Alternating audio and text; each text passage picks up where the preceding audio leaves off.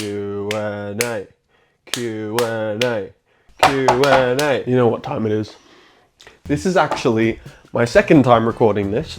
I recorded it yesterday and then chopped it down and then realized that I had answered way too many questions. I have this thing where I feel the need to like do all of something, like a completion thing. I don't know if it's compulsive or something, but I answered like 60 questions in like 20 minutes and it was just kind of me going and like banging through all the questions, and I don't know, I'd rather answer fewer and let myself ramble and answer them properly and just kind of chill out a little bit more. So that's what I'm going to do today. I've picked I think around 20-ish questions. I posted this on the community tab.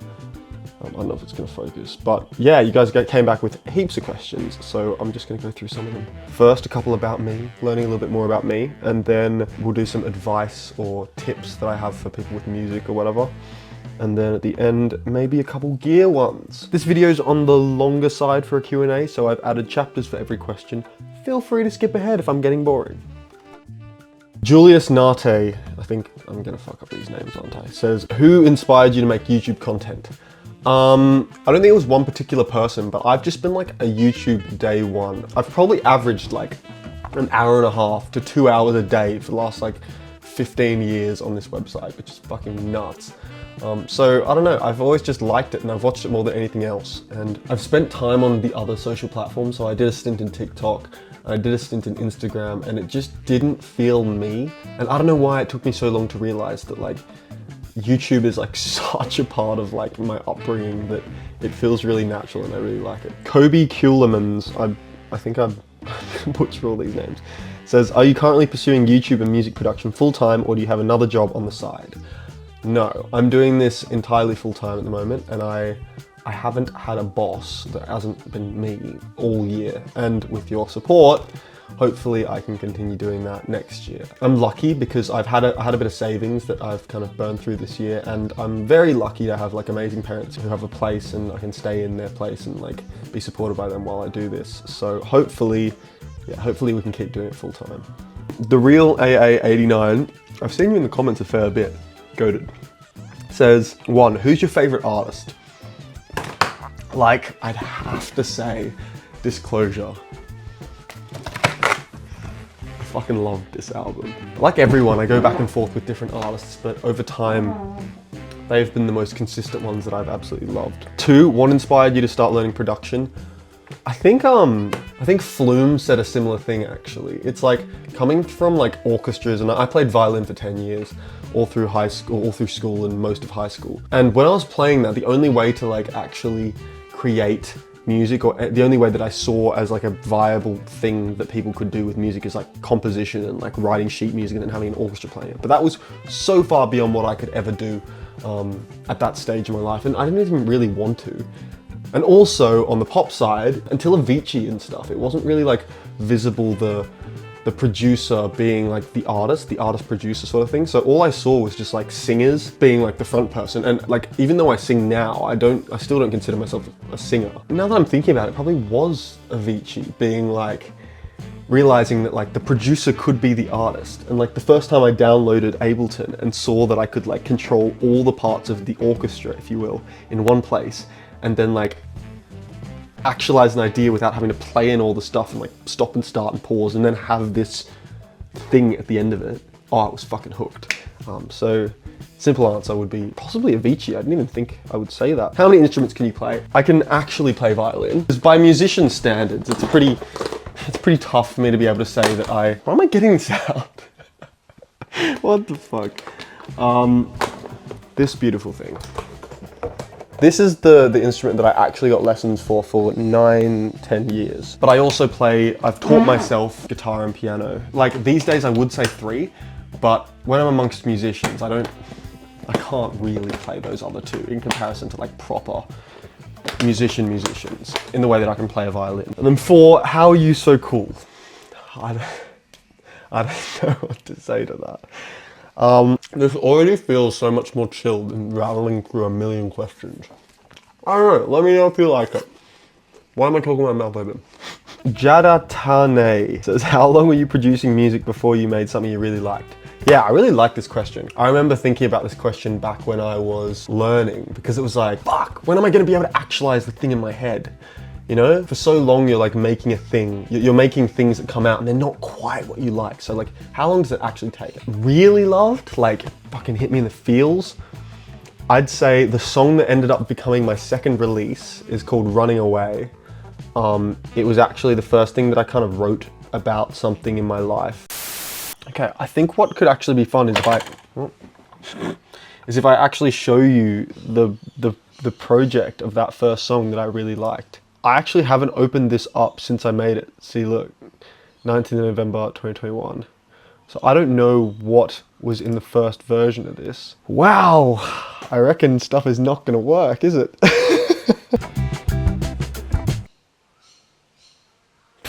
Wow, here we are. I think this is a vocal idea, just a random melody I was humming.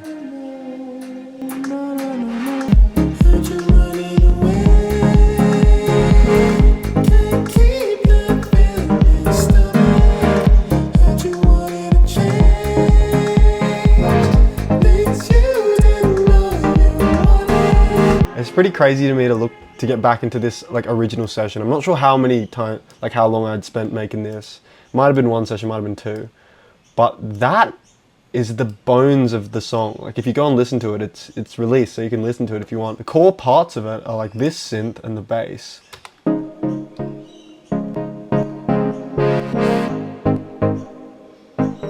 then I add the bass in.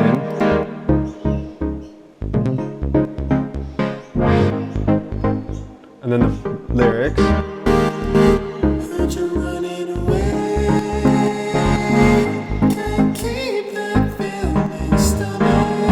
It does just go to show that like the essence of an amazing song is there in the early elements most of the time. Let me know if you thought this was fun, because I could show you some of my old stuff in another video.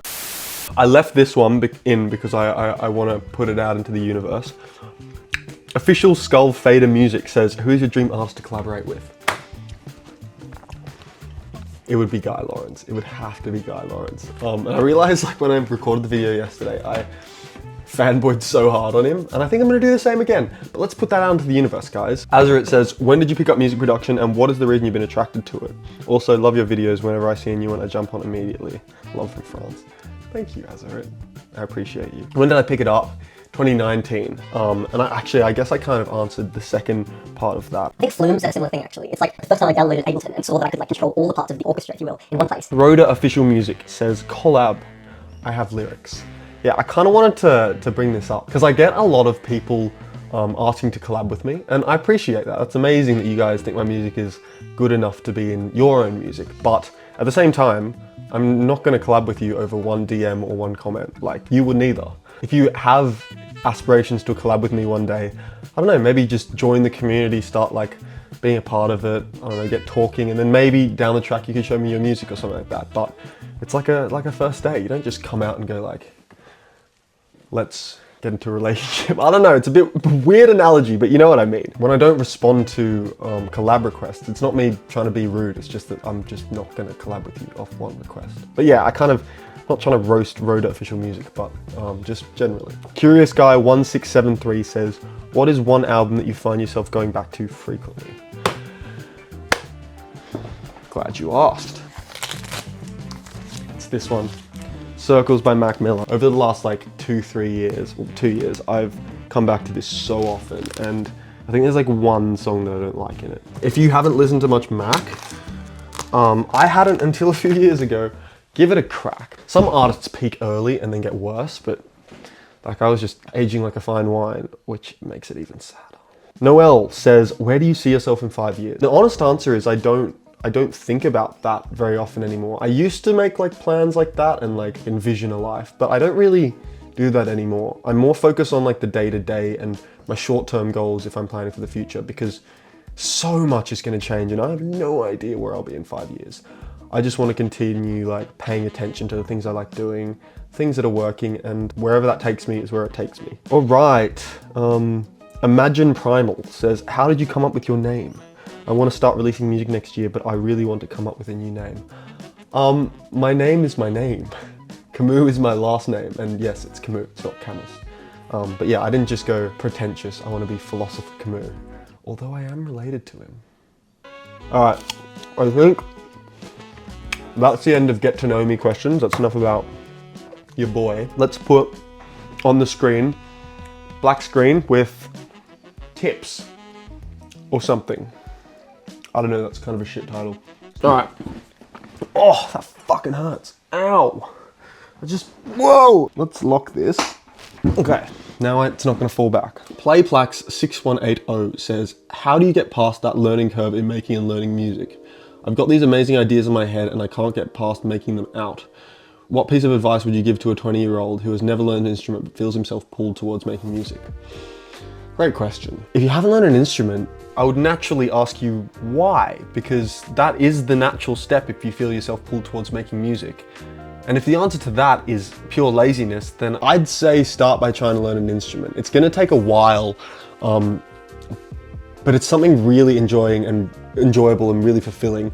And man, the expression that you get out of playing an instrument, you can get so much closer to what you eventually down the track want to say and the ways that you want to, like, express yourself by being able to play an instrument. So I'd start there. But if for some reason you just really don't want to learn one, I'd say fair enough. You can still make amazing music without having learned an instrument, even though I do think it limits your creativity. So regardless of that decision, if you have a laptop, I would say just start making stuff. I'd say download a DAW, like Ableton. I think it's got a 30-day free trial, and some of the other ones do too. And start playing around, start learning, and start making stuff, because there are lots of artists who don't play instruments. Like just last week, I met young Flaco. He was a big inspiration to me back when I started, and I was shocked to learn that he doesn't play an instrument, but he's still able to make incredible music. And the whole idea of like having amazing ideas and not being able to make them out, get them out of your head, that's what learning to do the thing is. It's getting from the place of not being able to transfer what's in your head to there, to being able to do it. And in my opinion, the pinnacle of artistry is being able to do that seamlessly and without really thinking about it too much. So to do that, that is the entire journey. That's not some like lump that you have to get past along the way on your way to doing it. So I'd say just start trying. And also with the instrument thing, it's a bit of a crutch, but you don't need to become like incredible at the instrument if you're using it to produce. In terms of learning curve in making and learning music, you kind of have to push through it and do it. That's kind of a theme in my ethos. It's just like learn by doing, because that's what's worked for me. And I think it's what most people need to do. Making music is like a meta skill, a skill that has heaps of different skills underlying it. And the one big learning curve you get when making music is made up of like heaps of different other learning curves, from like A, like learning your DAW, B, learning instruments, C, learning a bit of theory, D, learning some mixing, like all the things. And you just kind of got to get in and get past each learning curve gradually. And as you get past one, it'll open your perspective to the other areas where you can improve. And then it'll be like a snowball effect and you gradually keep getting better. But I could keep complicating this, but the reality is you just gotta start doing it. It also depends on what genre you wanna make, because like something like techno, you could probably get away without an instrument, but something like fucking jazz, obviously not. All right, that was a long answer. I don't know, is that too rambly? Let me know. Actually, maybe it's not too rambly, because I think this next question I kind of answered before even getting to it. The Real 8N says, I'm a drummer and I've been playing drums for about a year now, but I don't have any other musical talent or experience. I create beats mostly using loops, but the songs I want to make require, well, musical talent. However, I've tried so much to get my ideas from my head into my DAW and it comes out trash. How do I get my ideas and sounds out into the DAW without sounding like trash? You sound like trash for ages, and you make a lot of things that do sound like trash until suddenly it doesn't. I'm gonna put the Ed Sheeran clip on the screen. I think you view it as a dirty tap. When you switch a dirty tap on, it's gonna flow shit water out for a substantial amount of time, and then clean water is gonna start flowing, and now and then you'll get a bit of shit, but as long as it gets out of you, it's fine. So with songs, you're gonna write shit songs at the beginning. My songs were terrible. My raps were terrible. Like, I've listened to it the other day, it was awful. But I got it out of me, and the more and more you write, the more and more you experience, and then you start flowing clean water, and songs start getting better and better and better. And when you're on a good streak, you're writing good songs, now and then you're gonna write a shit song, and that song is out of you, and you can move on. That is a terrific way to think about it. And I've kind of lived by that for the last few years, and it does work. All right, so I am editing this section now where I talk about learning an instrument and whether or not you need to. And I'm not completely happy with my answers. And I think the reason that I was struggling so much to like give advice here is because it's really fucking hard to give general advice. It really depends on your situation, what music you want to make, and what your current abilities are. Like, for example, because I had my background in violin for 10 years, in my first few years of making music, I didn't learn piano or guitar. It was only after I reached a point where I couldn't express myself accurately that I decided to learn the stuff, and it's really helped break me through a plateau. That's why I recommend it so much. But if you're just starting on your journey, maybe for you and for your circumstance, again, I can't say specifically, maybe it's better to just jump straight in. You got to figure what works for you, and yeah, just don't make your decision based on what's easy. Make your decision based on what you genuinely think will help you make the music that you want to make. And that might genuinely just be jumping straight in and working on stuff directly in the DAW, because you can do an amazing amount of stuff without having learned an instrument. All right, back to the video. How did you find your style? This is an interesting one, because it's like, firstly, I don't think I have found my style. I think I'm constantly doing that. But there are like two ideas of finding a style if you're talking about musically or even with like video or whatever. Some people think it's like entirely like just do what interests you and follow your heart or whatever, and you'll eventually develop something along the way. And the other people think that it's like you have to contrive a style and like think very carefully and grab influences. And I think it's a bit of both, like everything in life. Over the years, I used to try and contrive it a lot more, be like, these are my influences, this is what I'm gonna do.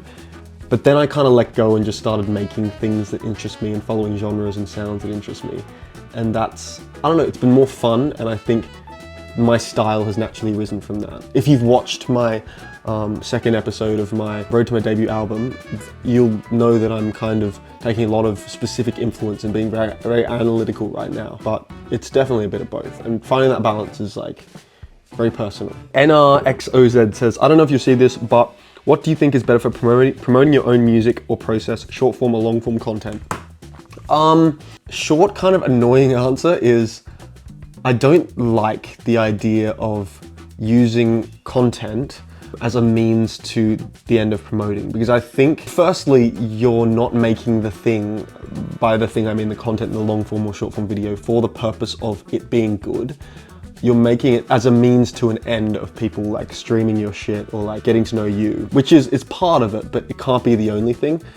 So firstly, I'd say neither. So with that, after that answer, in terms of as a means to an end, short form's probably better. But in terms of like what I like doing, definitely long form stuff. I just like making these things, and the fact that you guys like watching them it's really cool. I don't know. I feel like I've been like talking at the same rate and speed and blah, blah, blah. Can we just chill out? Who am I even talking to? Eli Ramposner says, how to become more confident in yourself as an artist and producer. Also, how to push through the torture of vocal editing and tuning, because it will be the death of me. Yeah, I feel that. But how to get more confident? Dude, this video is just turning into me being like, just do it, man, just do it. But yeah, I think that's the confidence thing. It's like, just continually put yourself out there in ways which are slightly further than what you've done before, and slightly different to what you've done before, because then you give yourself evidence that, oh shit, I didn't die, and no one actually cared in the first place. So for example, like the first time I shared any music online, I posted on SoundCloud and I shared to my friends on Facebook. And I remember that night vividly. It was like 2 hours of me pacing around the house, my heart beating out of my chest. But then eventually I got past that, and the next few didn't matter as much. Yeah, then after that came like making an Instagram and like posting stuff that wasn't finished, and that felt really weird. But then once I did it, I realized no one cared. And then after that came a bigger one of kind of being like starting TikTok, and it's like, nothing could be more cringe than a TikTok if it goes wrong. Like in terms of like social embarrassment and growing confidence, I did that and then realized that like I could be as cringe as I wanted and no one cared, kind of. Any confidence that doesn't come from you actually believing it doesn't exist. It's just like fakery. And I don't, at least for me, fakery doesn't last. And then after that, I guess this year maybe with the YouTube channel, but like once I've already gotten past this TikTok thing, it's like, this doesn't feel like anything. In my opinion, confidence is just gradually giving yourself evidence that No one actually is paying attention to you anyway. That's enough with the tips. ProxJXNaz says, what level is your Clash Royale? Well, why don't we have a look? It's level 12. Realistically, we're just here so I can flex my little strat on you. Oh, fuck, this guy's level 13. Okay, so my strat is you put one of these down, what is it, the Elixir Collector, a long-term investment, and then you play the long game, and get a fat pecker back here, like with a minute to go, and then make the biggest push in the world. I'll show you, just you wait. Okay, so we're going well here. I'm gonna try and get one more of these down. If you don't know what this game is, basically you just gotta destroy more of the opponent's towers than they destroy of yours. All right, here we go. Pekka's going down. Let's get this wizard behind him. Oh, bro is not ready. Oh, I think he might be ready. Okay, he's putting stuff on the right. Let's go, let's go. Elite barbs on the left. Bang, bang, boogie. I've never said that in my life. Look at that, look at this! Yes! Okay, now I just gotta defend this. Hold the line. Oh no. Oh wait, no, this is fine, because we can push again. And look, this distraction, he thinks I'm gonna go on the right. Elite barbs on the left, let's go! Let's go! Yes! Yes! Was that a good intermission? Did we enjoy that? DorVicVods7375 says, yo homie, how do you hang your records on the wall like that? Glad you asked. It's Velcro. The answer is I should get a different one down. Let's get down Kinda Blue. Dude, I am so stoked that I found this as well. Reddit thinks this is the greatest jazz album of all time, so I'm trying to educate myself. Velcro strips. I don't know if that's gonna focus, but it's kind of magic. You just stick them on the back, and then stick them on the wall, and like literally everything in my room is hung up with them, I'm pretty sure. And I'm a fan of it. Lily says, just a simple question, how have you been? It's always, when's the next video, and never, how are you? All things considered, there have been ups and downs this year, but I'm very grateful for like the sense of motion that what I'm doing is giving me. Like the music and the videos, it feels, I constantly feel like I'm moving to somewhere that I want to be, and that purpose is like really important for me. So I've been good, well. On balance, I'm happy with where I am. I've been well. Thanks, Lily. Oh yeah, I think this is the gear section. Reza Wilden says, spill all your necessary equipment for making music and content. I think they're done. If you're talking necessary, laptop, baby. That's all you need. I'm gonna sound like a broken record like every other bloke on the internet, but we have access to so much just from a laptop that it's kind of like a crime to not make stuff. Any YouTube video on the internet will tell you the necessary stuff for making music. It's just gonna be an audio interface, headphones, and hopefully monitors if you can get them, like studio monitors. And then maybe a MIDI keyboard and your laptop. And for making content, firstly, I hate the word content. Can I say videos? Is that allowed? What I would say is necessary for that is dead set my phone, and honestly these things. This is really useful. A wireless mic to go into your phone, because I'm recording this on my phone. This is my old phone that I'm using. I use this for the wide shot usually, and then laptop. You don't need anything. Make stuff. It's 2024. I guess what I'm trying to get at here when I talk about this shit, because I'm not anti-gear. Gear is fun and it's inspiring and it can often get you out of creative ruts. But when people use gear as the excuse to not make stuff, make stuff. That random guy 70 says, what's the best plugin you can recommend if it's for making beats or vocals or maybe mixing or anything? What's your favorite plugin? I'm gonna cheat here. I'm gonna say something that's not a plugin, but it kind of is. Splice. Fuck, it has become like such an essential part of my workflow. Because if there is like one thing that you need when making music, it's just good sounds. Every DAW has the ability to do all the basic functions that you need to make good music, but not all of them have good sounds to start with. Akanj Chowd Harry 1356 says, I don't really have a deep and thoughtful question like some of the others, but why do you use Ableton? The short answer is because it's the one that I chose when I started. There was some Reddit post, I think, or someone on the internet who gave a really quick and easy answer to what DAW. They said, if you have a Mac, use Ableton. If you have a Windows, use FL. And like looking back on that, that makes no sense at all. None at all. But yeah, it's just because I heard that post and I tried it out and I really liked it. And then last one, Vagard Andre 8798 says, any news on the Discord? No, but yes, but no. Like, I'm not making one now, but it's a thought which has come back up in my head recently. I know I've been very vague about this. I mentioned making one a while ago, but yeah, it's something I want to do, and I'm starting to think that it's something I should do in the very near future. So I'll keep you updated, and let me know in the comments if there's any extra interest in that, because I think it'd be really fun. And that's it. That's it for the Q&A. If you have any more questions for the next one, if there is one, which there probably will be one, chuck them in the comments. If I didn't get to your question now in this video, maybe you'll get to it in the next one or something similar like it. Hope you have a cracker day, a lovely day. Hopefully you make something and smash the subscribe button, because I need to ask for that more, because I don't, because I'm a little bitch. So please just subscribe. And subscribe to my mailing list, my email, because I send cool newsletters, I think. Yeah, all right, that's enough for me. Catch you later.